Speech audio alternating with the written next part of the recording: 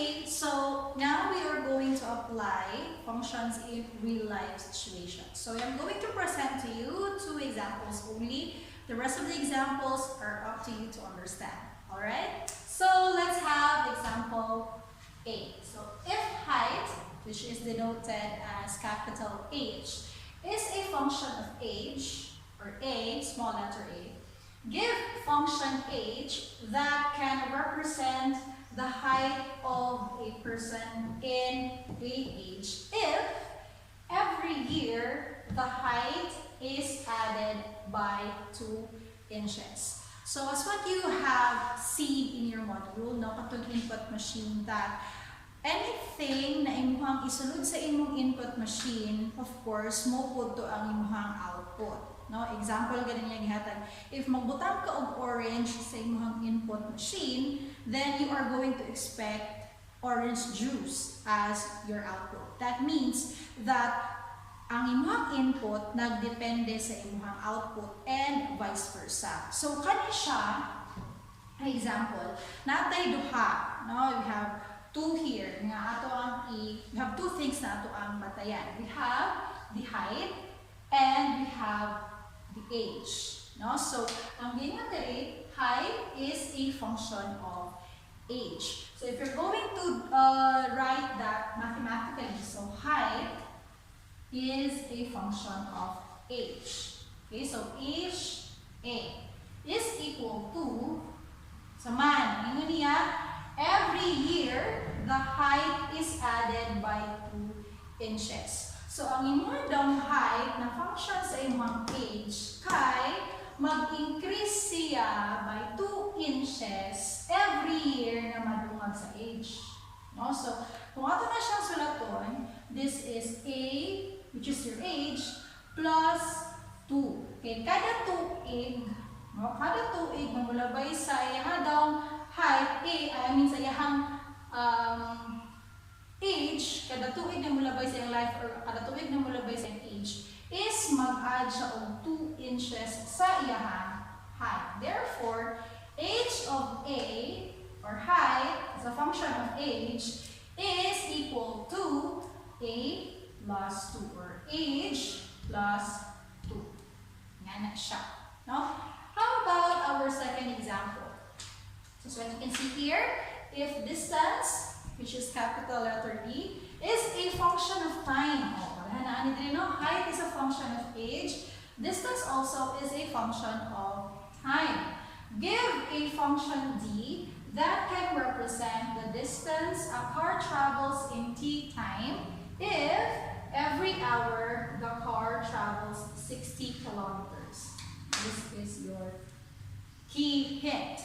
Okay, so D is a function of T. Therefore, mathematically, that is D is a function of T. So, distance at pangipangita. Kung saan man ang yung istoryahan about sa distance, ingon siya nga, ang distance daw, mag-travel sa isa ka car, can increase, no, nag-increase siya, depende sa oras, no, sa time. So, that means, kada oras na mulabay, no, every hour na mulabay sa car, nagka-travel siya of 60 kilometers. Mathematically, that is 60 times T. Alright? Atong i-define, no? So, as what you can see here, the distance, which is a function of time, is equal to 60 times. That means, every oras or every hour, which is denoted by T, naga-travel ang inyong car by 60 kilometers. So, 60 times T. Hindi pareho diri na nag-addition ka because naman hint that it is added by 2 inches. Okay, so C and D is up to you. Let's move on to piecewise functions. The last part of our lesson is all about piecewise functions. So what are they? Piecewise functions are functions in which more than one formula is used to define the output. Okay, so you're going to use this general formula. We have f of x is equal to formula 1 if x is in domain 1. Formula 2 if x is in domain 2. And formula 3 if x is in domain 3, and so on and so forth. Alright? Now, we are going to use an example to further explain what are piecewise functions. Diba? Okay. Gusto ko siya explain using only this definition. Okay? So, have an example. A user is charged 250 pesos monthly for a particular mobile plan, which includes 200 free text messages. Messages in excess of 200 are charged 1 peso each. Represent the monthly cost for text messaging using the function T of M, where M is the number of messages sent in a month. Okay, so before we go on with our next steps, is we're going to need to understand the problem before we could solve it. So, ato gid siyang i-analyze sa maayo, atong tarong magbasa, and ato siya ang sabton pag maayo. Okay?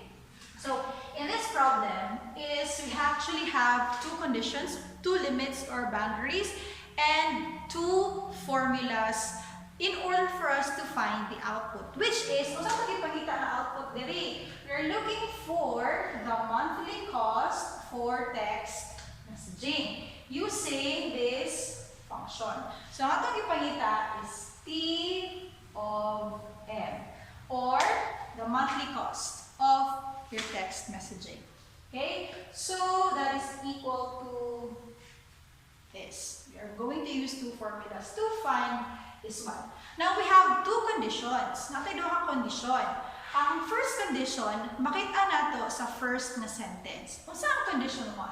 A user is charged 250 monthly for a particular mobile plan, which includes 200 free text messages. Okay? Diha lang ta sa tuto. So, natay particular number of free text messages, which is 200. So, muna siya atong domain 1. Okay? Kung pila ang ato ang text messages, 200 ang ato ang text messages. Okay? So, kung ato na siyang isulat mathematically, so M, di ba? M represents your number of text messages.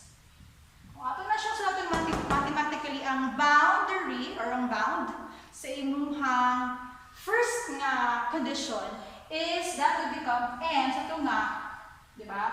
And M is greater than 0. So, more than 0. Whether nag-text ka or wala, so diha din siya magsulod. No? M is greater than 0, pero dili pwede mo labaw sa 200. Kutob lang din siya sa 200. Therefore, M should be less than or equal 200 text messages.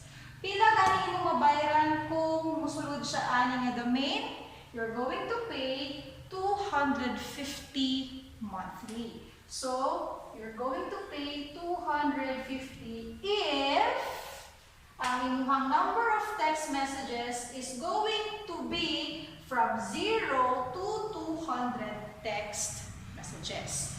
Muna ang pasabot sa imong Formula 1 or sa imuhang first condition.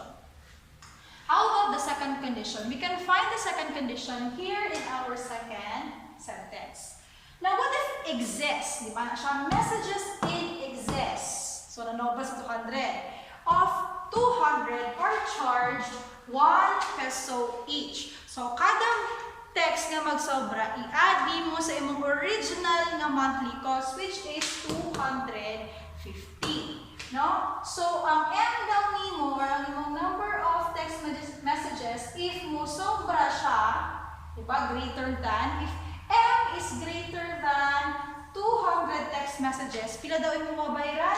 You're going to pay 250 pesos plus 1 peso each, meaning kada isa nga text, no, nga imong i-send, sobra sa 200, mag-add siya sa imong 250 nga original na monthly mabayaran. So that is how you make the formula for your piecewise functions. Now, let's go to your example B and example C para mas masabtan nato ang piecewise functions.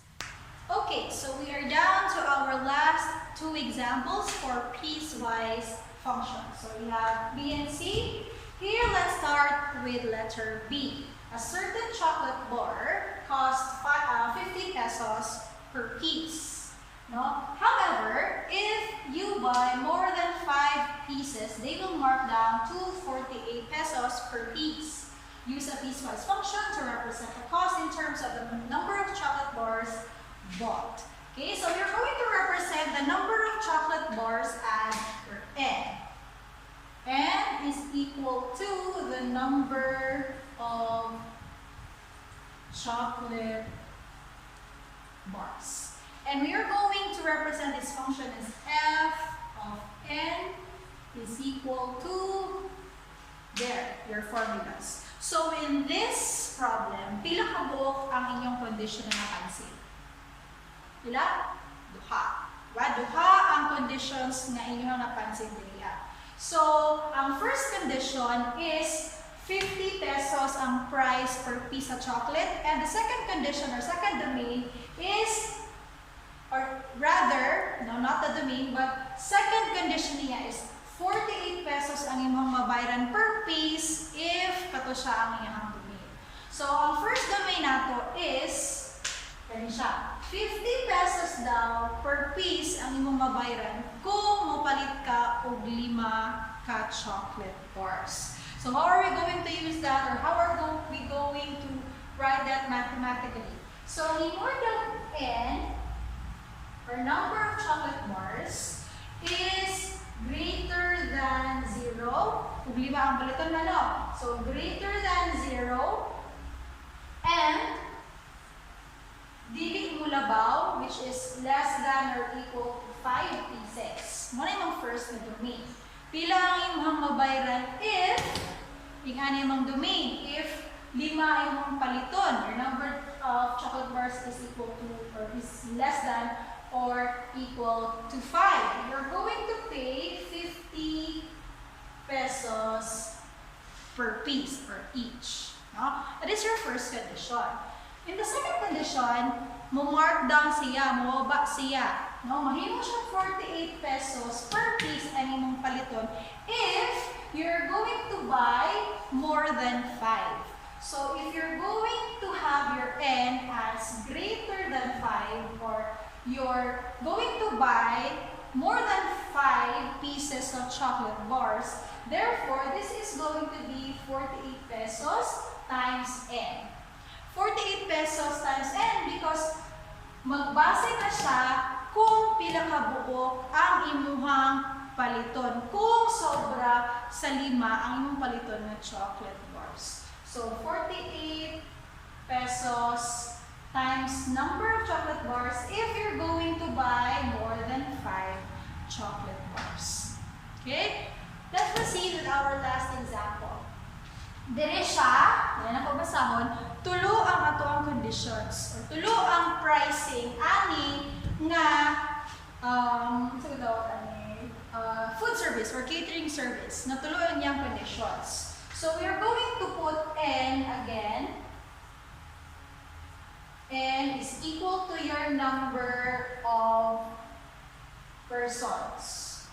Okay? So, na siya tulo. So, F of N is equal to, there. We're going to make 3 formulas because we have 3 conditions. What's our first condition?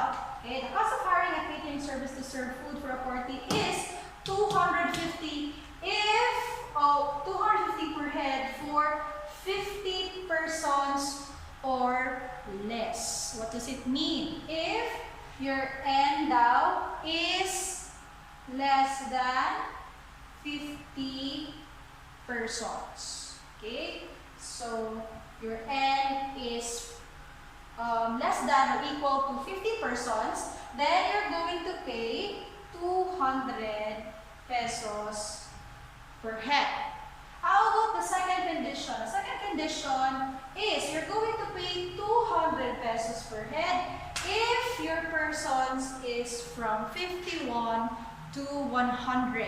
So, naa kay another bound, no? Kung dili sa first bound, you are going to have 0 to 50 people. Ang isa, 51 to 100 persons. So, your lower bound is 51, no? Tapos, 51 is less than, or n is greater than 51, but less than or equal 100 katao. Okay? Pila mo mabayaran? Ay, sorry, hindi mo. This is 250. Pila mo bayaran? 200 pesos.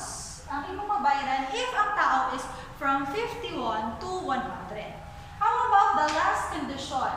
150 na lang per head ang imong mabayaran if more than 100 katao ang mukhaon. So, 100 daw ang imong mabayaran if n or your number of persons is greater than 100. So, 100 na siya pataas. 100 per head ang imuha, or 150 rather, sorry. 150 per head ang imuha mabayaran. Okay? So, that ends our lesson 1 for functions. See you next time for our next lesson. Bye!